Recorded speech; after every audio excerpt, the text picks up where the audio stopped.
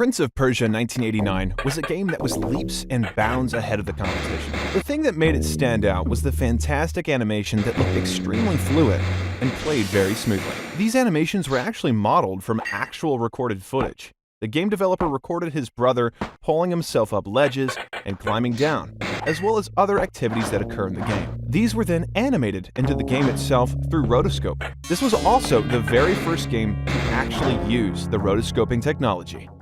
Prince of Persia 2: The Shadow and the Flame, 1993.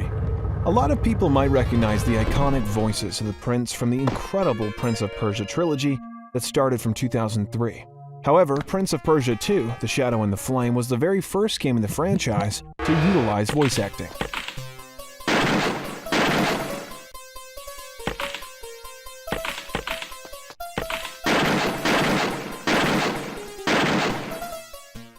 Prince of Persia 3D, 1999. Prince of Persia 3D was the leap that everyone wanted. From the world of 2D side-scroller to a full-fledged 3D action-adventure game, the attention to detail in this game is absolutely fantastic, even going back to the intro sequence. In the beginning of the game, there is a belly dancer in the Sultan's gathering. However, she turns out to be a deadly assassin in that same cinematic. Later on in the game, she returns as one of the boss fights in level 6.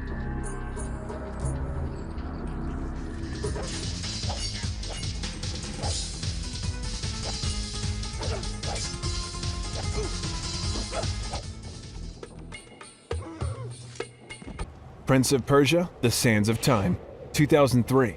The beginning to the incredible Prince of Persia trilogy. Sands of Time is going to be an eternal classic. It was clear that the franchise was moving away from the darker areas to a more beautiful and aesthetic fantasy Persian design, with terrifying monsters to boot. To bring that vision to life, Sands of Time became the first game in the series to utilize the Jade engine. This was the same engine Ubisoft used to create Beyond Good and Evil.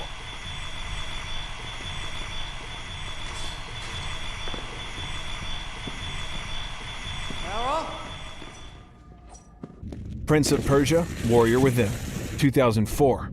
It was evident that Ubisoft were moving in a totally different direction with Warrior Within, a game so dark and edgy compared to the original that it would feel like a different franchise. To further certify the change in tone and music, they brought in a different voice actor for the prince as well.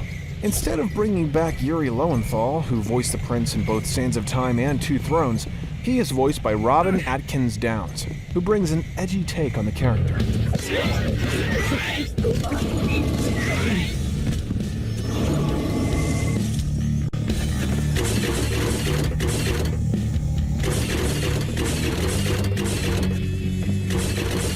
Prince of Persia: The Two Thrones, 2005. Two Thrones mixed the beauty of Sands of Time with the darkness of Warrior Within, combined with a much darker narrative. At the start of the game, the Empress narrates the events of the last game, saying, quote, "Some believe when the prince journeyed to the island of time to escape death, he returned alone, the amulet destroyed, the Dahaka appeased, the Empress dead. The prince was free at last. But this is not how it happened." This line is a reference to the bad ending of Prince of Persia: Warrior Within, making us aware that the good ending is in fact canon. Pain and suffering. Come I share these treasures with you. Prince of Persia Classic, 2007. While Prince of Persia Classic has a visual style that is quite identical to 2003's The Sand of Time, it is in fact a complete remake of the Prince of Persia 1989 game, including all the story beats and level design. This game wasn't only released on Xbox 360 and PlayStation 3, but also on Android and iOS devices.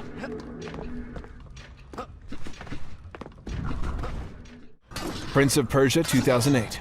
Prince of Persia 2008 was a massive leap away from its predecessors. This game had a completely new art style, a completely new story, and completely new world. Unlike the popular trilogy, Prince of Persia 2008 was a romantic game that was built more as a meditative experience. As such, it has fewer combat sequences than the trilogy and more relaxing puzzles and platforming sections. Aside from the gorgeous and colorful world, it also features a more romantic story. Let's swap.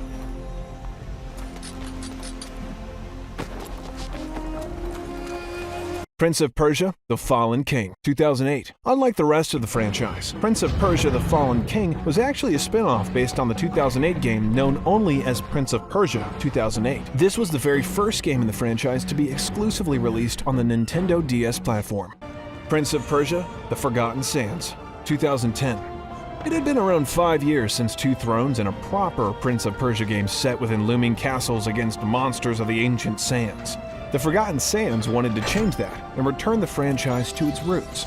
It is set in a castle in Persia and features Yuri Lowenthal's comeback as the prince after 5 years of him being voiced by a different actor.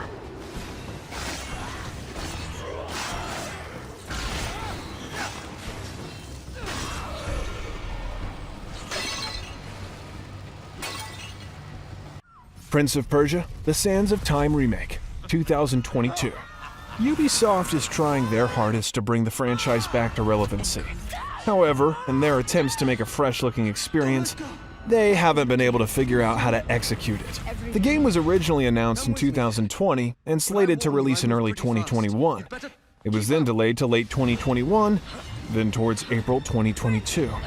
However, as it stands, the game is now slated to release in March of 2023.